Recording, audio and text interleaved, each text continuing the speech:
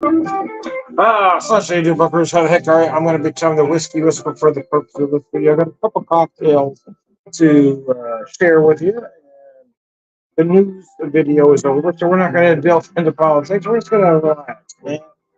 We're just going to enjoy life as long as we have it. Anyway, I digress. I've got the Heaven's Door. I'm getting near the end, but I bought this back in January. Yeah, I just kind of felt like I needed to start working through it, finishing some stuff up. Heaven's Door is their single barrel select cask strength great bourbon whiskey, Park Hills Warehouse. Now, typically when I travel, I pick up stuff that's local to there. Or this one wasn't, but it was a product that I didn't find in my neck of the woods, which is why I picked it up. I love this mash bill though. It's 70% corn, 22% rye, 8% barley. I won't call it a high rye. Typically, well, I've seen a lot of folks claim high rye at about 25. For me, I like to see better than 30, or honestly better than 35. But 22% is a nice rye content. Our annual single barrel select. Focus here.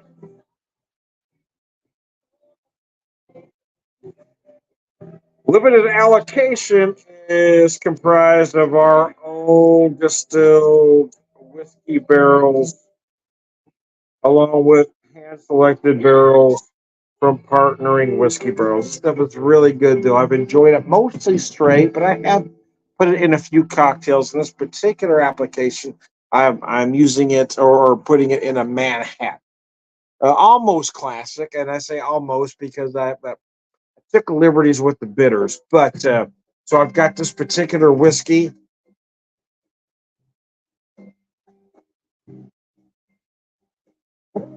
Sweet vermouth, and I use cherry bitters instead of traditional Angostura. I want to accentuate the cherry notes.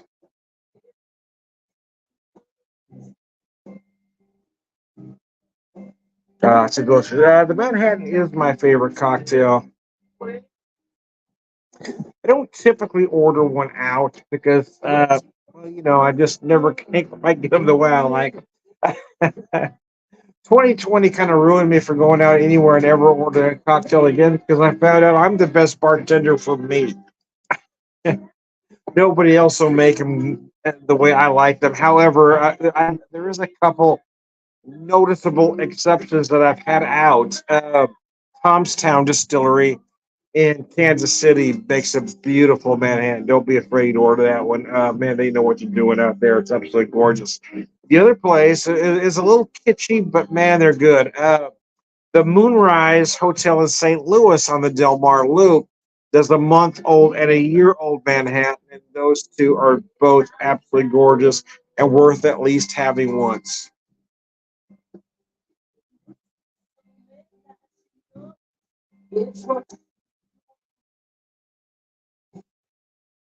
That is pure deliciousness. That is. Sometimes it's about the whiskey. There are some will tell you have to use a rye in a Manhattan. Some will tell you have to use a rye in an old fashioned. You do not. You do not have to in either. I won't say that I never do or that I even prefer bourbon because it really depends on my mood at that given time. But my caveat to what I just said was I feel that you need to use a bourbon that uses rye as a secondary. For me, a bourbon like Buffalo Trace, for instance, or even Blanton's, uh, I think that Wheated bourbons are too soft and sweet, and it doesn't give you the body you need for a cocktail like a Manhattan or an old fashioned. You need that rye in there, whether it needs to be a rye or just a bourbon that uses rye. Usually, I prefer a high rye, but this one is so big and beautiful, it just makes a perfect Manhattan.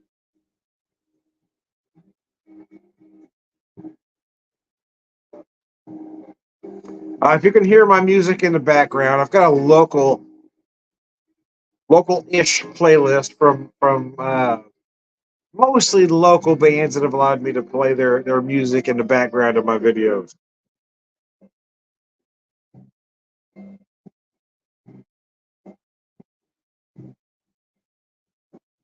Got some Sister Lucille right now, a great blues band, blues rock band, I guess, blues. I don't know. They cover a lot of ground. There's even some country elements in some songs. You'll hear a little Chicago blues. You'll hear a little Delta in there. Vocalist Kimberly Dill is absolutely. I mean, her voice has so much dimension and range. The guitar player, who tends to get overlooked a lot, is one of the very best. Jam and Jamie. I don't know that there's any better in an ensemble like this, to be honest with you. Sometimes I forget how good he is until I see the band live, and I go, "Oh my God, this guy's as good as anybody." Yeah, he really is. He's that good, man. Uh, but as I wind down my week, or just start my week, depending on your point of view, like,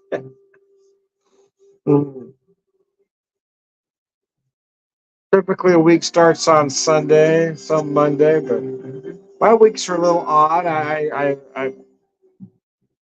My all the time days are Monday, Thursday, and Friday, but I usually pick up a Saturday, Sunday, and or Wednesday somewhere in there. So, but but usually the only given is I have most Tuesdays and Wednesdays off.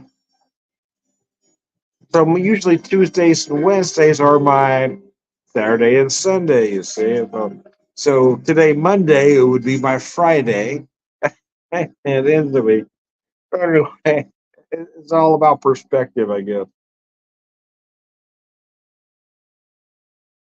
But I'm off the next two. Then I work Thursday, Friday, and Saturday. I don't mind working on the fourth. In fact, I volunteered to do it. To be honest with you, and I'm off at 8, so it's not like I'm working late. You know what I mean? I'm not working late, man. Yeah, I'm off at 8, and I'm not a big fireworks guy anyway. My wife and I aren't going anywhere, so we'll get home before dark. It's about 9:30 before it gets dark around here these days.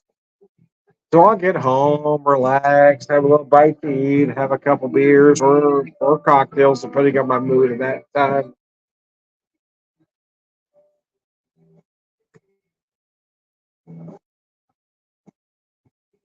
So no, I don't mind working the fourth. In fact, like I said, I volunteered to work it, so it's typically my day anyway. I just let them know that I didn't mind working it.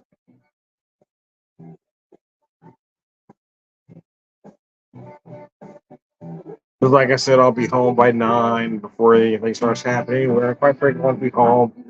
If I'm gonna watch any fireworks, it's probably gonna be right on my television. We can relax, have a nice bite to eat, not mess with the craziness going out there.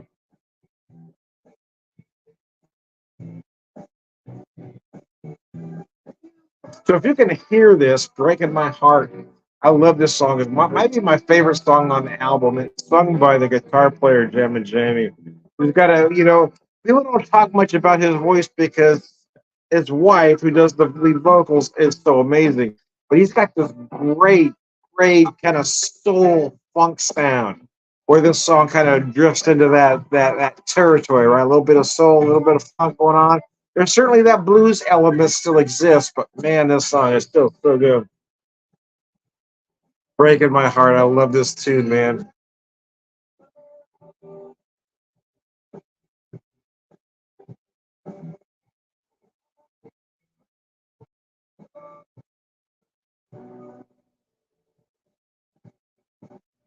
The break.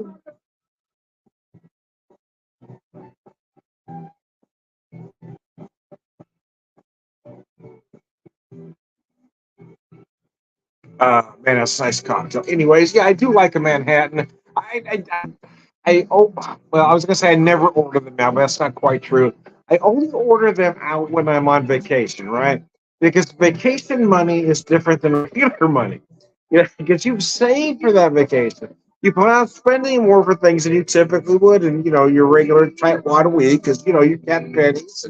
You're getting through the week the best you can, but you've been putting this money away for a vacation, so you're not worried about that stuff. Well, you are a little bit, but anyway, yeah. So that's when I order these cocktails: a Manhattan, an old fashioned, a martini.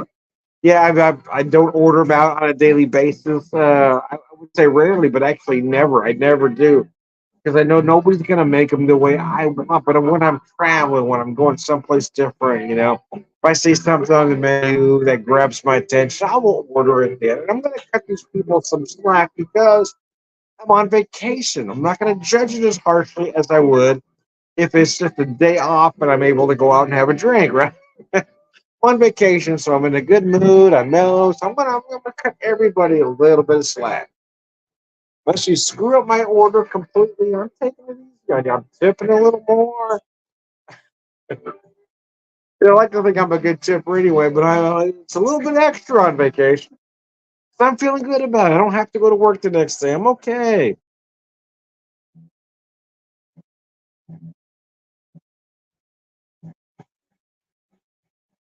Uh, Man, that really is a nice Manhattan. But yeah, those Manhattans I was talking about. It's been a long time since I've had either of them. I think it was like 2015 when I had those two at the Moonrise. So it's been damn near a decade, and it was 2018, no, 2019. 2019 when I was at Tom's Town. I would really love to get back there. Though. I really enjoy Tom's Town, man.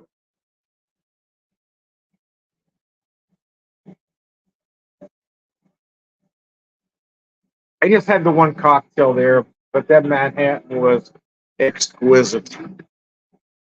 I do get frustrated when I go to some places and everybody wants to have these clever cocktails, right? These trendy cocktails. I'm all about the classics. I want to see a classic. I want to see a classic Manhattan on your menu. I don't want to see this, that, and the other Manhattan. I don't want to see this, that, and the other old fashioned. I want to see a classic version of. You want to get creative? Hey, I don't have a problem with that, but make a classic right. If you can't make a classic right, then I'm not trusting how you do everything else. I feel the same way about beer. Being a beer guy, is if you can't do a classic style, if I walk into a brewery, I want to see at least one classic style on your menu. If all you guys is crazy adjunct shit, you're telling me you don't really know how to brew beer, you know how to cover up flaws. I want to think, show me a classic, have a pilsner, have a German have some classic style that you can't screw with. But I feel the same way about cocktails. If you don't have, if you got all these crazy ass flavors, and I'd want no part of you. I'm done. There's a local place that I would really love to delve more into their cocktails, but everything is so insane. They're trying so hard to be trendy that they're forgetting what classics are about. And that really bugs the hell out of me, man. That shit kind of bothers me. Anyway, I digress.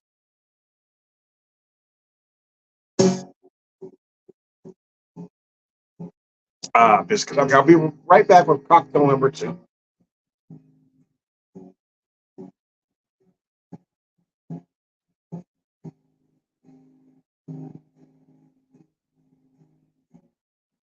Here before, with that sound.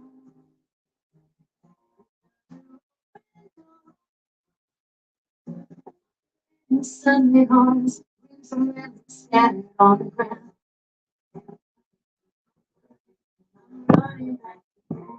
If you can hear the music's a great local band called the great local band called the Sandys are playing in the background. I really like these guys. So I'm taking it down a notch. Yeah, I usually start with the smaller cocktail first and then do the bigger one. But I had to do the big one first and then do step it down for the second one. Anyway, I've got some Jameson. I picked this up.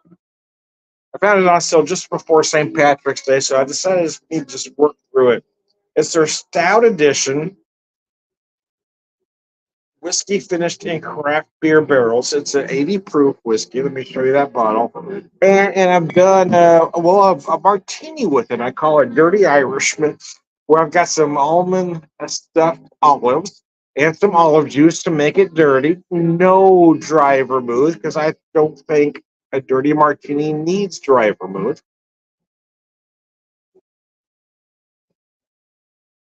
Oh God, that's delicious. I know I'm a little strange this way, but I do like doing whiskey martinis instead of the traditional vodka or gin. Because I feel like it adds another dimension. I love the barrel aged taste mixed with again the olive juice and then the olives. A little bit of brine really does something to the cocktail. Oh man, that's delicious.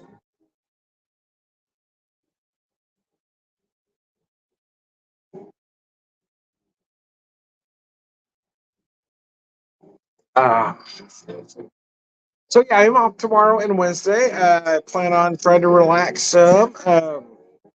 Don't know if I'll be back on to do any videos or not. We're going to kind of play that by ear as well. But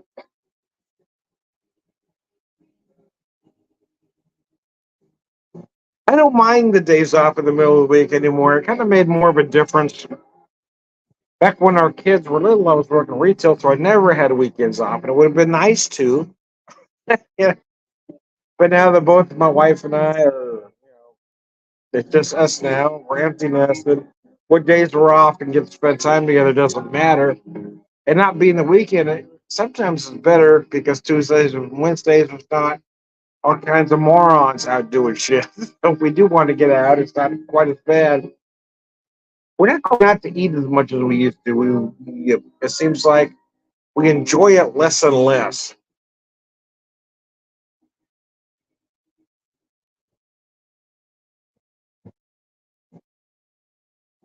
I was talking with someone today who was complaining about the price of breakfast at places. This isn't even a good breakfast place. If you want to pay X amount for breakfast when you can do this other thing. And I said, I agree. I mean, if I go to a local butcher shop and buy a prime ribeye for about $20, you know, I don't want to pay $25 for sirloin steak and egg. I want to buy that nice prime steak and do my steak and eggs at home, man.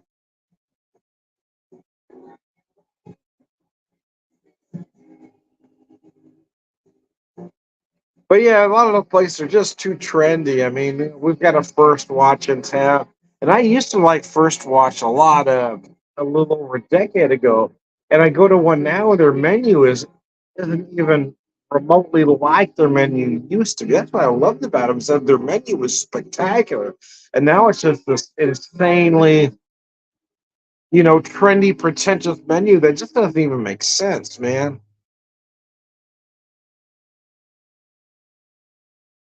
My son used to get this. It was a four cheese grilled cheese, and then he he used the stupid sandwich thing, and he gets this four cheese grilled cheese, and he pair it with their broccoli cheese soup. But they don't even make that grilled cheese sandwich anymore, man. I think it was about 2 years ago on my birthday. My wife and I went to a First Watch in town, and they got everything on the order wrong from top to bottom. They just made a mistake on everything, and I was done. I'm not going to pay that much money for a below average breakfast.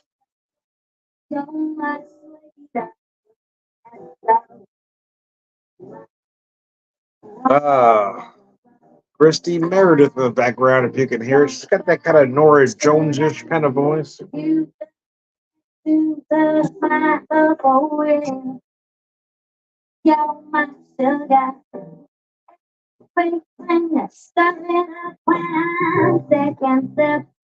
Oh, man, that's nice. That's a nice cocktail. Yeah, that's why I want to have the big one first. You usually have the big one last. Want to do that big Manhattan right away.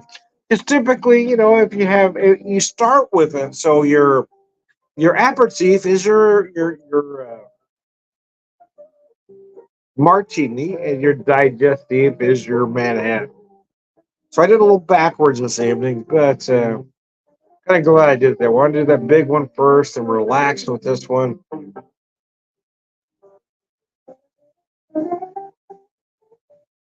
Ah, biscuits and gravy. That's a nice drink. That's just tasty, man. I don't care who you are. That is good. Anyways, I digress. I digress. Mercy, Percy. I am Tom the Whiskey Whisperer, Whiskey Evangelist, prolific whiskey drinker, purveyor of wisdom, and all around good guys, luncheon.